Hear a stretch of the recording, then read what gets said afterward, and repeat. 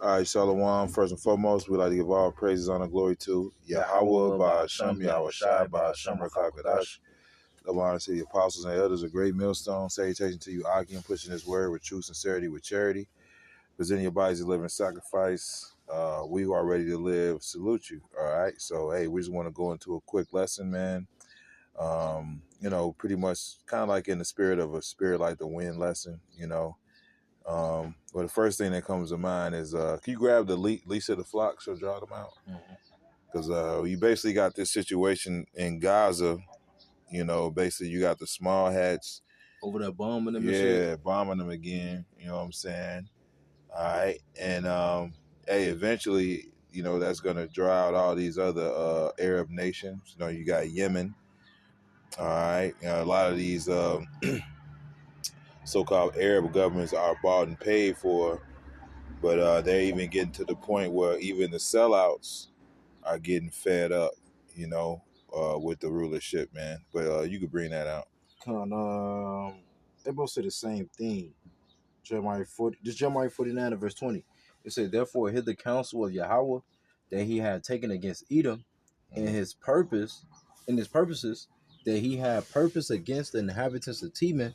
Surely the least of the flock shall draw them out. Surely he shall make their habitation desolate with them." All right, and a lot of Americans are mad because they thought they had a president when they really found out they just had a puppet, man.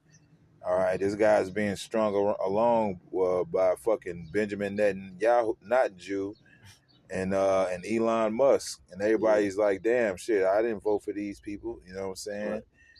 All right, but that just goes to show you, man. America is pretty much property of the small hats, man, and they're the ones that's gonna lead you into this World War III. All right, and there's nothing you could do about it because the Lord, as Scripture says, His word shall not go out void, man. Yep. And these small hats, man. They some motherfuckers, man. But the Lord put them in that position, man, of power, and that's why these other Edomites hate them, man. But at the same time, there's nothing you could do because that's who the Lord put over you, man. Amalek is the head of all you heathens, man, and the Lord's planning on destroying his ass, man. But can you give me that? It says I shall bring him down to the Valley of Jehoshaphat. I got you. And Joel, was that Joel 3? Yeah. So all roads are leading to the Middle East, man, for the war to end all wars. All right, and there's no negotiation that's gonna stop it. There's no peace treaty that you could write.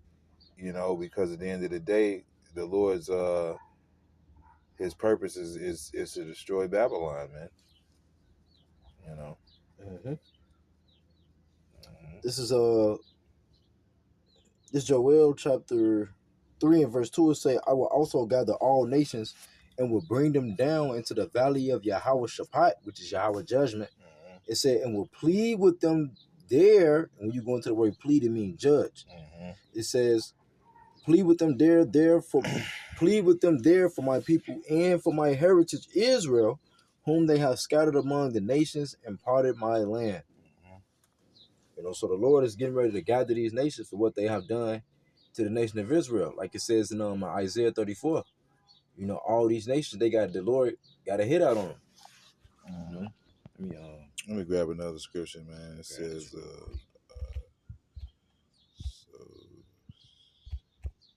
I got this Isaiah.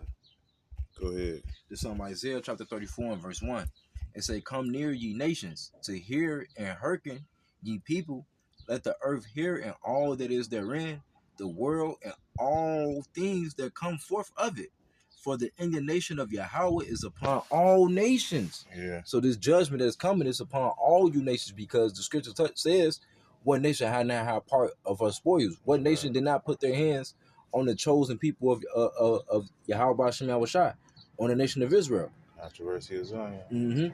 All the nations had a part of that. So now it's a hit out for you touching the apple of the Lord's eye.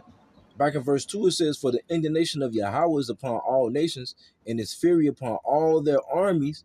He had utterly destroyed them. He had delivered them to the slaughter." And that's what's coming. Yeah. Yeah, scriptures talk about matter of fact, since you in Joel, get Joel 2:20. That was Isaiah 34, but I'm gonna jump back to that Joel. This is Joel chapter 2 and verse 20. It says, "But I will remove far off from you the northern army, Yeah. and I will drive him into a land barren and desolate, with his face toward the east sea, and his hinder part toward the utmost sea, and his stink shall come up, and his ill savor shall come up, because he had done great things." All right, this is to back you up, man. So them bodies are gonna be how they're gonna be hitting the floor like that song say, let the bodies hit the floor, Mm-hmm. and they're gonna be over there, and a lot of them bodies gonna be over there in the Middle East, man. Mm-hmm. I got one real quick. You go back to that Joel because we started off in Joel 3, right? Yeah. Then I went to this Isaiah 34. 441. But this is Isaiah 8 and 9. Associate yourself, O people, and you shall be broken in pieces. Give ear, all ye of far countries. Gird yourselves, and you shall be broken in pieces. Gird yourself, and you shall be broken in pieces. So the Lord's going to dash all these nations into pieces, man. Take counsel together, and it shall come to naught. Speak the word, and it shall not stand. For Yahweh is with us. So no counsel that they're going to make, no agreement is going to stand, man. All right? Only thing that's going to stand is the words of Yahweh Bashimi Al-Shai, man. But you go back. Back to that Joel. Mm. This Joel chapter 3 and verse 2 again. It says, "I will also gather all nations and will bring them down into the valley of Yahweh Shaphat, and will plead with them there for my people and for my heritage Israel, whom they have scattered among the nations and part of my land. And they have cast lots for my people, and have given a boy for an harlot, and so a girl for wine, that they might drink." And it says, yeah. Well, yeah, read that part again. Verse 3. Yeah. It says, "And they have cast lots for my people, and have given a boy for an harlot, and so a girl for wine, that they might drink." Yeah, so hey, that's part of the controversy of Zion, man. So you're gonna get destroyed for the things you did to Israel, man. All right. What does it says in Obadiah? The day of the Lord is near upon all the heathen, Mm-hmm. all these nations, man. Can you grab that? It says what the third woe. Grab it quickly. Yeah, So yeah, the Lord and Lord's putting the spirit on these devils, man, to draw towards World War III. Yeah, to draw the world into a world war, man. Because a lot of these changes and these things that have happened, for example, 9/11, for another example, 2020, the scamdemic. Mm-hmm. These are all irreversible changes that the world has gone through. There's no going back from that, and a lot of things that are happening now, there's no going back from that, man. All right, and the vision of the statue in Daniel, it talks about those 10 toes. All right, and we see that these NATO allies, they're not cleaving together, man. All right, these European countries are coming against Babylon, all right, and they're pretty much breaking up, man. And that's the Lord, getting ready to, as the scripture says, he shall undo all that afflict thee, man. So all the nations that afflict us, they're being undone, they're being unraveled, okay? They're not agreeing, they're not seeing eye to eye, but you got it. Mm-hmm. It says, Revelation chapter 11 and verse 14, it says, "The second woe is past, and behold, the third woe coming quickly." Right, so, hey, the third woe is coming quickly, man. And, and it's inevitable. It's inevitable. There's no way of stopping it, mainly because of what the Lord said. The Lord said it's going to happen. All right. And you can also see, signs, man. These financial wars usually start off economically, all right. But we're going to see a lot of these these cold wars go warm, and a lot of warm wars go completely hot, man, until the Lord just overcooks this place, man. I'm thinking about Ezekiel when it talked about that pot of scum, man. How the Lord's gonna overcook it, man, because that's what America is, man. It's a big ass bowl of filth, man. And the Lord's about to burn this place, man. You know. But you got anything else? Coming. That's just what it is. You know, we're in a time of judgment. Yeah. You know, the Lord got to, in order. Let me grab this. I do got something actually. Yeah. Because this guy Benjamin Netanyahu, he ain't stopping, man. You know, because he know he can't stop, won't stop. All right, because he knows if he stops bombing, all right, he gonna have to end up in them courts, man, and he don't want to do that, man. See, Esau altogether is just a damn fugitive, you know. But you got it. This second Ezra chapter 4 and verse 28. It say, but as concerning the things whereof thou askest me, I will tell thee, for the evil is sown, but the destruction thereof is not yet come. If therefore that which is sown be not turned upside down, and if the place where the evil is sown pass not away, then cannot it come that is sown with good.